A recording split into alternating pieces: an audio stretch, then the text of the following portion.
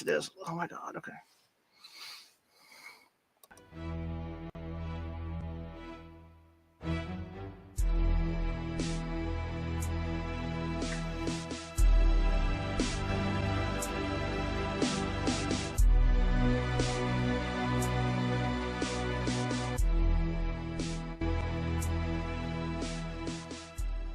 Grab your popcorn and snacks. Find a comfy spot, take a seat or lie down, and let me transport you to a place of fantasy, ghost stories, ancient legends, odd creatures, alien encounters, and other magical topics.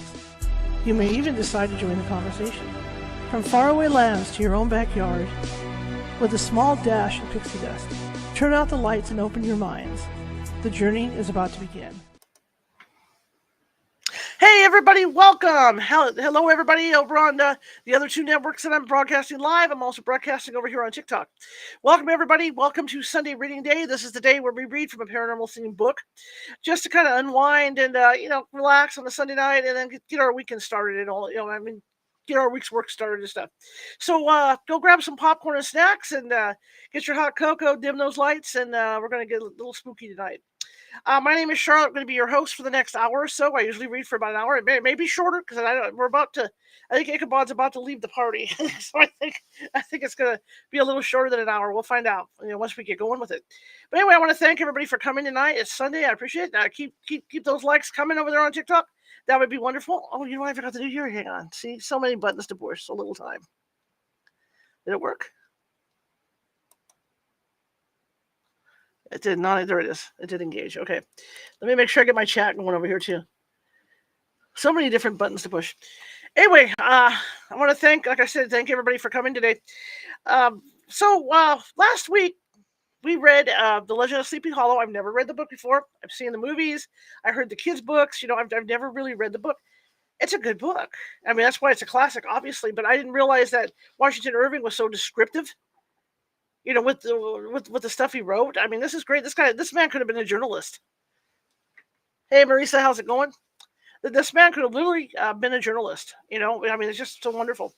So I'm going to be reading from part 2.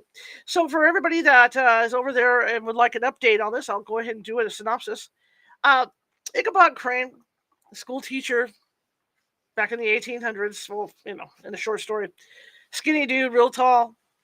That was the whole point. Skinny dude, real tall, nose out to here, So he falls in love with a wealthy woman in his village, and so he's trying to court her. But in the meantime, she's got like 20 guys courting her, and one in particular is a real nasty dude. Okay, real nasty.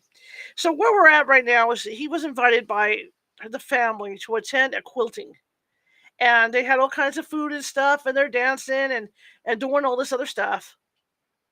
Okay, and they're doing dancing and stuff, and so he's getting ready to leave after eating, and we all know what happens pretty much after he leaves. Now the question I have is, did this nasty guy that's trying to woo the girl, is he the one that's the ghost, or is the ghost really a ghost in this story? Right? Okay, but that's where we're at pretty much. Ichabod Crane moved to this town. He's a school teacher. He fell in love with this. I don't even know if he loves her. He just wants to. He wants to have that money power like everybody else in this town. So, that's where we're at. And so we'll see what goes on as we start rolling with this. It is a great story. Thank you so much, Mary Muter. Oh, welcome. Good to see you. So that's where we're at. So he's getting ready to leave the party.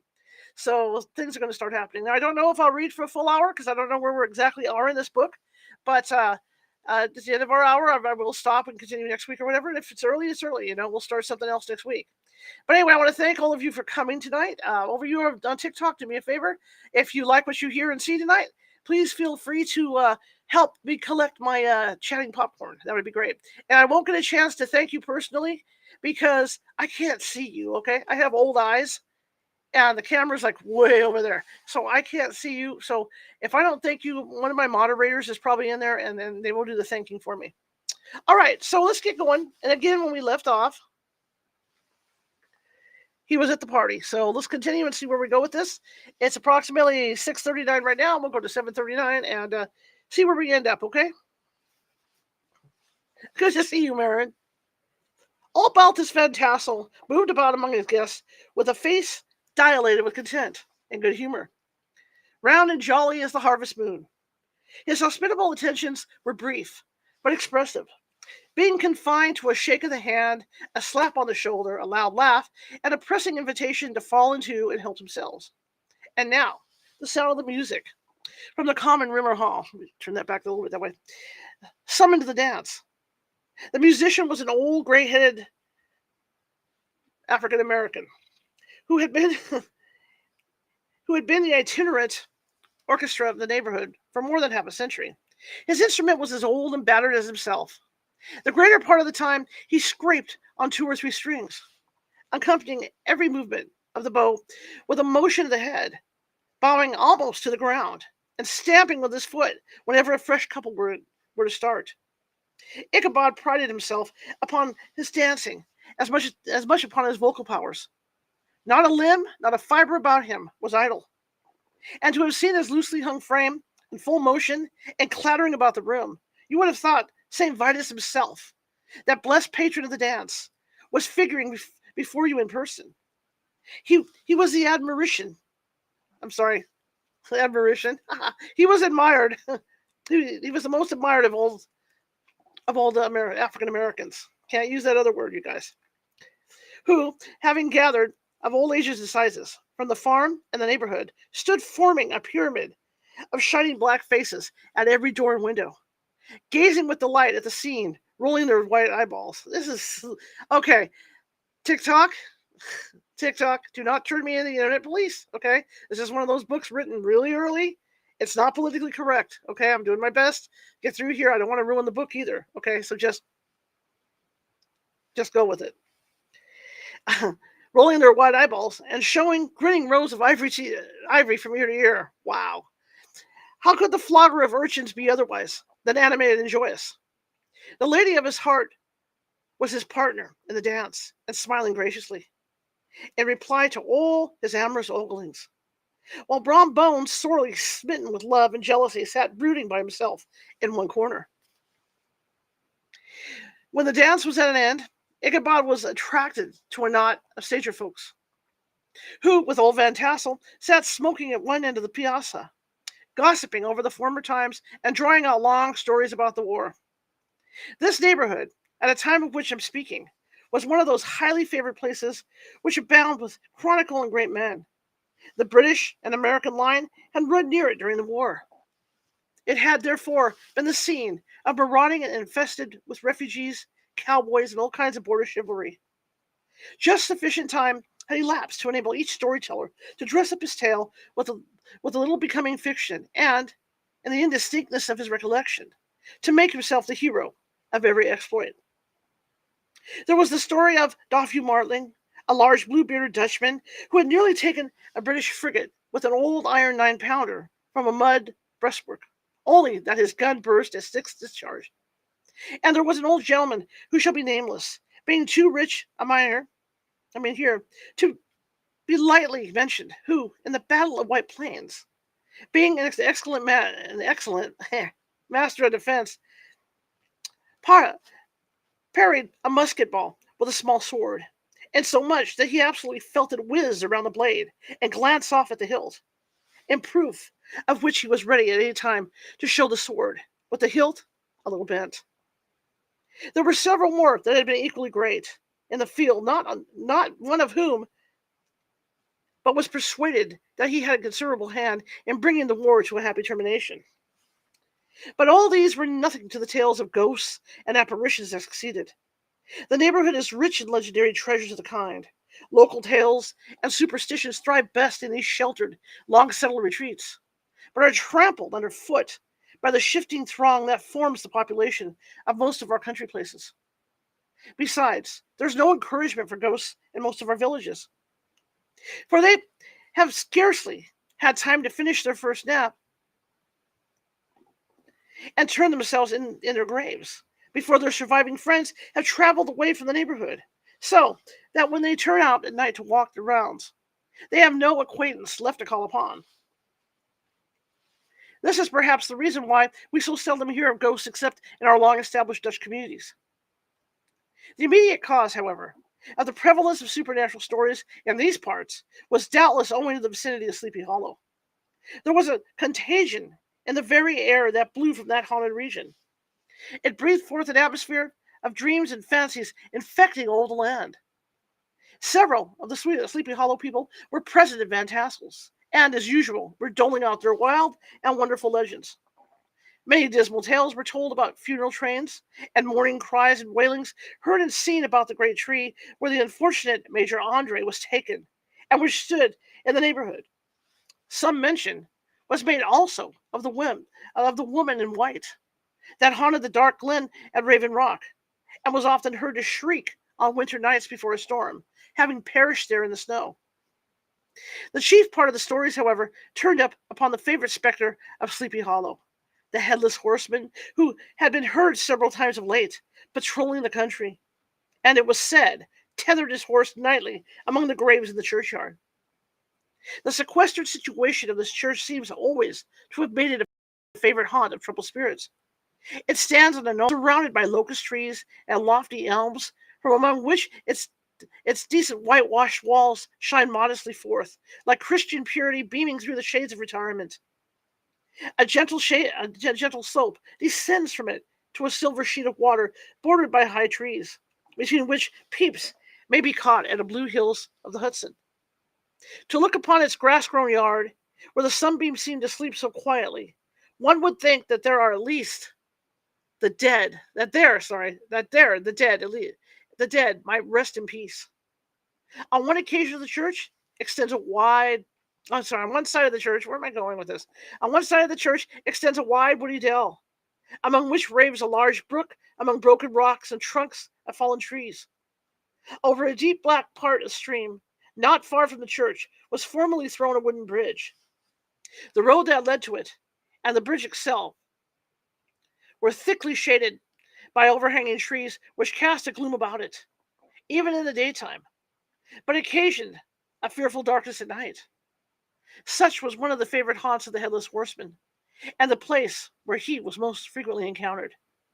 The tale was told of old Brower, a most heretical disbeliever in ghosts, how he met the horseman returning from his foray into Sleepy Hollow, and was obliged to get up behind him. But they galloped over bush and brake, over hill and swamp, until they reached the bridge, when the horseman suddenly turned into a skeleton, threw old Brower into the brook, and sprang away over the treetops with a clap of thunder. This story was immediately matched by a thrice marvelous adventure of Brom Bones, who made light of the galloping Hessian as an errant jockey. He affirmed that on returning one night from the neighboring village of Sing Sing, he had been overtaken by this midnight trooper that had offered to race with him for a bowl of punch, and should have won it too, for Daredevil beat the goblin horse all hollow. But just as they came to the church bridge, the Hessian bolted and vanished in a flash of fire. All these tales, told in that drowsy undertone with which men talk in the dark, the countenances of the listeners only now and then receiving a casual gleam from the glare of a pipe, sank deep in the mind of Ichabod. He repaid them in kind with large extracts from his invaluable author, Cotton Mather, and added many marvelous events that had taken place in his native state of Connecticut, and fearful sights which he'd seen in his nightly walks around Sleepy Hollow. The revel now gradually broke up. The old farmers gathered together, their families in their wagons, and were heard for some time rattling along the hollow roads and over the distant hills.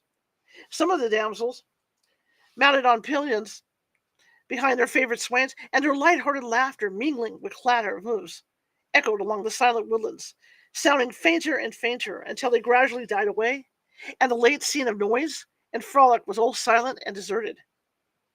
Ichabod only lingered behind, according to the custom of country lovers, to have a tete-a-tete with the heiress, fully convinced that he was now on the high road to success.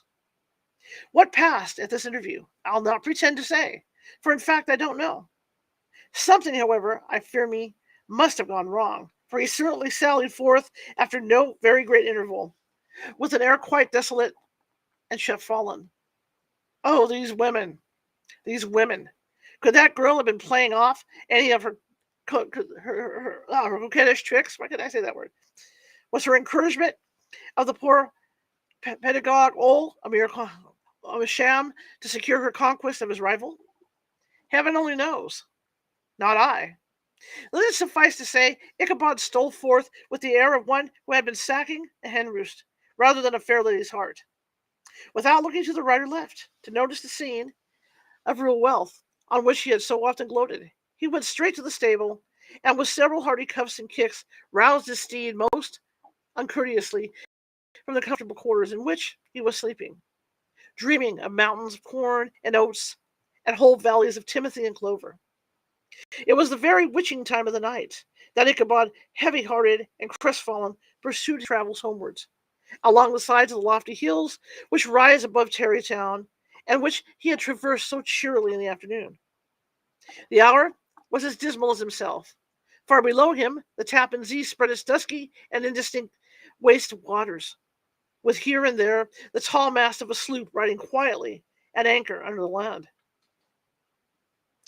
In the dead hush of midnight, he could even hear the barking of the watchdog from the opposite shore of the Hudson. But it was so vague and faint as only to give an idea of his distance from his faithful companion of man. From this faithful companion of man. Now and then, too, the long-drawn crowing of a cock, accidentally awakened, would soon sound far, far off from some farmhouse away among the hills. But it was like a dreaming sound in his ear.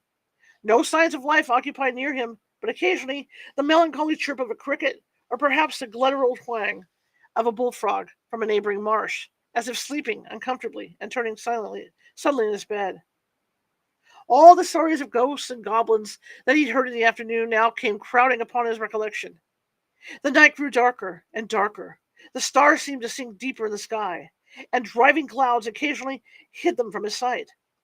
He never felt so lonely and dismal. He was, moreover, approaching the very place where many of the scenes of the ghost stories had been laid. In the center of the road stood an enormous tulip tree, which towered like a giant above all the other trees of the neighborhood and formed a kind of landmark. Its limbs were gnarled and fantastic, large enough to form trunks for ordinary trees, twisting down almost to the earth and rising again into the air. It was connected with the tragical story of the unfortunate Andre, who had been taken prisoner hard by and was universally known by the name of Major Andre's tree. The common people regarded it with a mixture of respect and superstition, partly out of sympathy for the fate of its ill-starred namesake, and partly for the tales of strange sights and doleful lamentations told concerning it. As Ichabod approached this fearful tree, he began to whistle. He thought his was answered. It was but a blast sweeping sharply through the dry branches.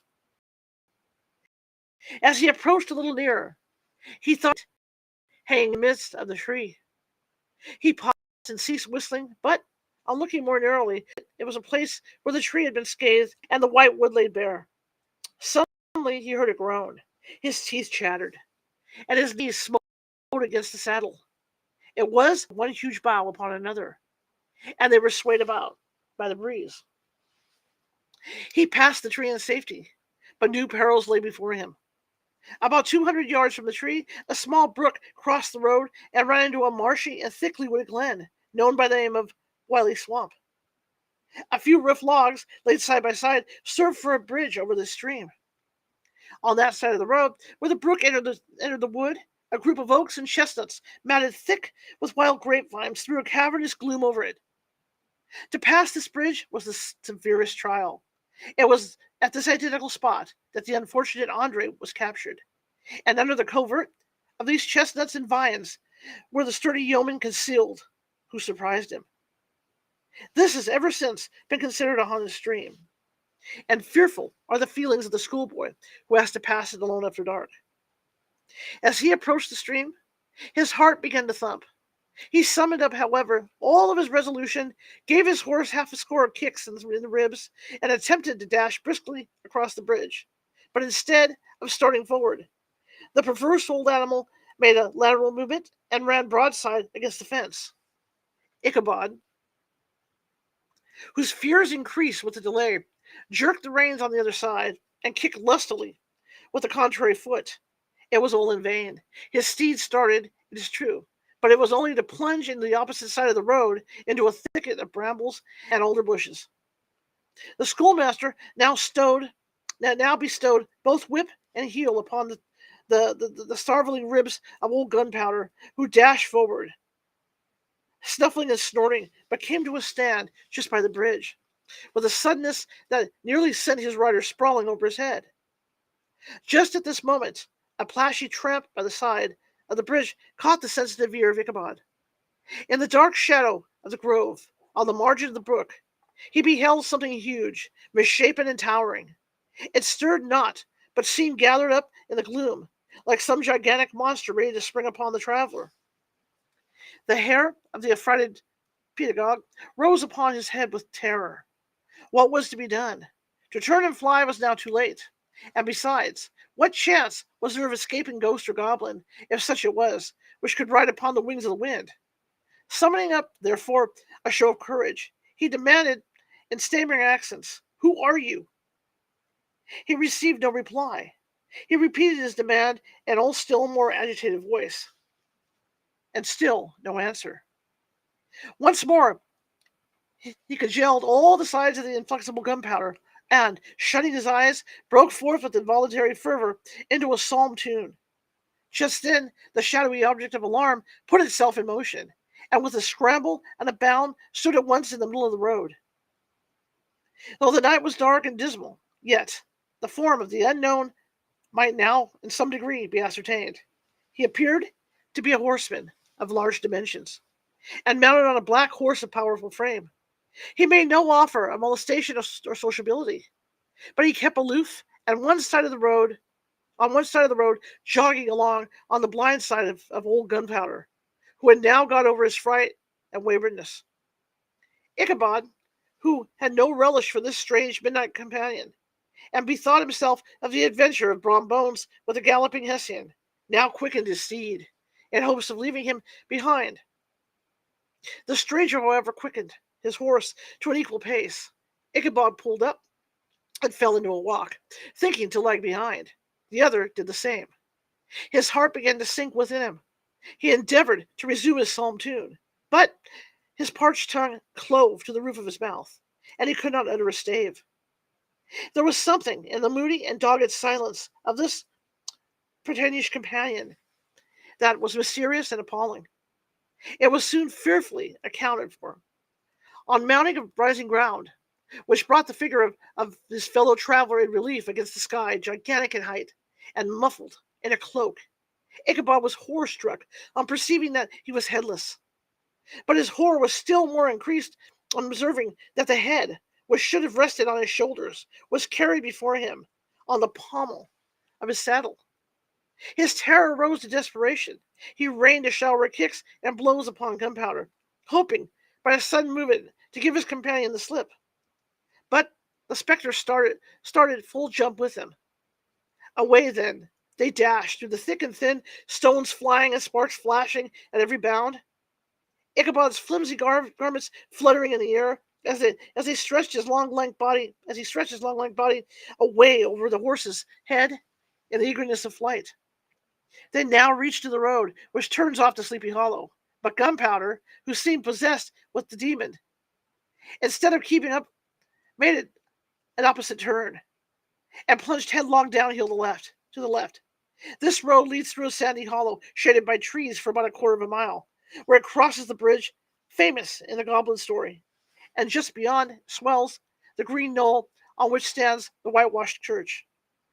And yet the panic of the steed had given his unskillful rider an apparent advantage in the chase. But just as he had got halfway through the hollow, the girths of the saddle gave way, and he felt it slipping from under him. He seized it by the pommel and endeavored to hold it firm, but in vain, and had just time to save himself by clasping Gunpowder round the neck, when the saddle fell to the earth, and he heard it trampled underfoot by his pursuer. For a moment the terror of Hans von Ripper's wrath passed across his mind, for it was his Sunday saddle. But this was no time for petty fears. The goblin was hard on his haunches, and unskilled rider that he was. He had much ado to maintain his seat, sometimes slipping on one side, sometimes on another, and sometimes jolted on the high ridge of his horse's backbone with a violence that he verily feared would cleave him asunder. An opening in the trees now cheered him with the hopes that the church bridge was at hand. The wavering reflection of a silver star in the bosom of the brook told him that he was not mistaken. He saw the walls of the church dimly glaring under the trees beyond. He recollected that the place where Brom Bones' ghostly competitor had disappeared. If I can but reach that bridge, he thought, Ichabod, I'm safe. Just then he heard the black steed panting and blowing close behind him. He even fancied that he felt his hot breath. Another convulsive kick in the ribs, and old Gunpowder sprang upon the bridge. He thundered over the resounding planks. He gained the opposite side, and now Ichabod cast a look behind to see if his pursuer should vanish. According to rule, in a flash of fire and brimstone. Just then, he saw the goblin rising in his stirrups, and in the very act of hurling his head at him, Ichabod endeavored to dodge the horrible missile, but too late. It encountered his cranium with a tremendous crash. He was tumbled headlong into the dust, and Gunpowder, the black steed, and the goblin rider passed by like a whirlwind. The next morning, the old horse was found without his saddle, and with the bridle under his feet, soberly cropping the grass at his master's gate. Ichabod did not make his appearance at breakfast. Dinner hour came, but no Ichabod. The boys assembled at the schoolhouse and strolled idly about the banks of the brook, but no schoolmaster. Hans von Ripper now began to feel some uneasiness about the fate of poor Ichabod and his saddle. An inquiry was set on foot, and after diligent investigation they came upon his traces. In one part of the road leading to the church was found the saddle trampled in the dirt, the tracks of horses' hoofs deeply dented in the road, and evidently at furious speed, were traced to the bridge, beyond which, on the bank of the broad part of the brook, where the water ran deep and black, was found the hat of the unfortunate Ichabod, and close beside it, a shattered pumpkin. The brook was searched, but the body of the schoolmaster was not to be discovered. Hans von Ripper, as executor of his estate, examined the bundle which contained all his worldly effects. They consisted of 2 shirts and a half, 2 stocks for the neck, a pair of 2 of worsted stockings, and a pair of corduroy small clothes, a rusty razor, a book of psalm tunes full of dogs' ears, and a broken pitch pipe. As to the books and furniture of the schoolhouse, they belonged to the community, excepting Cotton Mather's History of Witchcraft, a New England almanac, and a book of dreams and fortune-telling, in which last was a sheet of foolscap much scribbled and blotted in several fruitless attempts to make a copy of verses in honor of the heiress of Van Tassel. These magic books and the poetic scrawl were forthwith consigned to the flames by Hans von Ripper, who, from that time forward, determined to send his children no more to school, observing that he never knew any good came from the same reading and writing. Whatever money the schoolmaster possessed, and he had received his quarter's pay but a day or 2 before, he must have had about his person at the time of his disappearance. The mysterious event caused much speculation at the church on the following Sunday. Knots of gazers and gossips were collected in the churchyard, at the bridge, and at the spot where the hat and pumpkin had been found. The stories of Brower, of Bones, and a whole budget of others were called to mind, and when they had diligently considered them all, and compared them with the symptoms of the present case, they shook their heads, and came to the conclusion that Ichabod had been carried off by the galloping Hessian. As he was a bachelor and in nobody's debt, nobody troubled his head any more about him. The school was removed to a different quarter of the hollow, and another pedagogue reigned in his stead. It is true, an old farmer who had been down in New York on a visit several years after, and from whom this account of the ghostly adventure was received, brought home the intelligence that Ichabod Crane was still alive, that he had left the neighborhood partly through fear of the goblin and Hans von Ripper, and partly in mortification as having been suddenly dismissed by the heiress, that he had changed his quarters to a distant part of the country, had kept school and studied law at the same time, had been admitted to the bar, turned politician, electioneered, written for the newspapers, and finally have been made a justice of the 10-pound court. Brom Bones, too, who shortly after his rival's disappearance conducted the blooming Katrina in triumph to the altar, was observed to look exceedingly knowing whenever the story of Ichabod was related, and always burst into a hearty laugh at the mention of the pumpkin, which led some to suspect that he knew more about the matter than he chose to tell. The old country wives, however, who are the best judges of these matters, maintain to this day that Ichabod was spirited away by the supernatural. And it is a favorite story often told about the neighborhood round winter evening fires. The bridge became more than ever an object of superstitious awe, and that may be the reason why the road has been altered of late years, so as to approach the church by the border of the mill pond. The schoolhouse, being deserted, soon fell into decay, and was reported to be haunted by the ghost of the unfortunate pedagogue and the plowboy. Loitering homeward on a still summer evening, has often fancied his voice at a distance, chanting a melancholy psalm tuned to the tranquil solitudes of Sleepy Hollow. All right, let's read the postscript, okay? And then we'll call it a day. I'm going to go early today, and next week we'll start a new book, and, Halloween's coming. We're starting to roll. So, postscript, found in the handwriting of Mr. Knickerbocker. The preceding tale is given almost in the precise words in which I heard it related at a corporation meeting at the ancient city of Manhattos, at which were present many of its sagest and most illustrious burghers. The narrator was a pleasant, shabby, gentlemanly old fellow in peppered salt clothes, with sadly humorous face, and one whom I strongly suspected of being poor. He made such efforts to be entertaining. When his story was concluded, there was much laughter and approbation, particularly from the 2 or 3 deputy aldermen, who had been asleep the greater part of the time. There was, however, one tall, dry-looking old gentleman with beetling eyebrows, who maintained a grave and rather severe face throughout, now and then folding his arms, inclining his head, and looking down upon the floor, as if turning a doubt over in his mind. He was one of your weary men, who never laugh upon good grounds, when they have reason and law on their side. When the mirth of the rest of the company had subsided, and silence was restored, he leaned one arm on the elbow of his chair, and sticking the other akimbo, demanded, with a slight but exceedingly sage motion of the head and contraction of the brow, what was the moral of the story, and what it went to prove. The storyteller, who was just putting a glass of wine to his lips as a refreshment after his toils, paused for a moment, looked at his inquirer with an air of infinite deference, and, lowering the glass, saluted the table, observed that the story was intended most logically to prove that there is no situation in life but has its advantages and pleasures, provided we will take but a joke. We will but take a joke as we find it. That therefore he that runs races with goblin troopers is likely to have rough riding of it. Ergo, for a country schoolmaster to be refused the hand of a Dutch heiress is a certain step to high preferment in the state. The cautious old gentleman knit his brows tenfold closer after this explanation, being sorely puzzled by the rationalization of the Segalism. Big word. Well, methought the one in pepper and salt eyed him with something of a triumphant leer.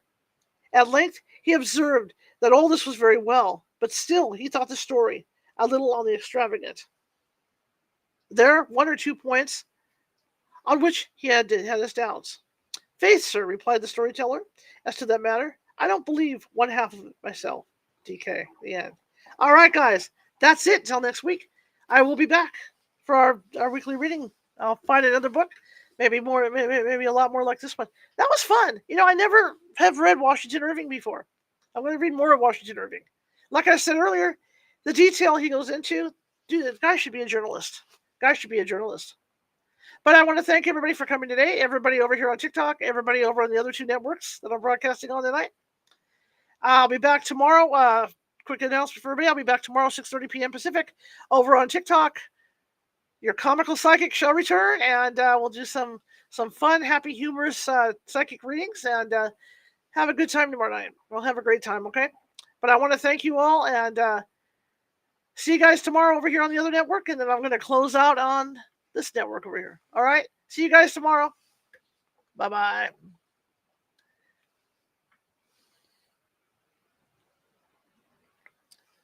Are we closing? Every night it closes right. Tonight? Not tonight. There it is. Okay. Okay.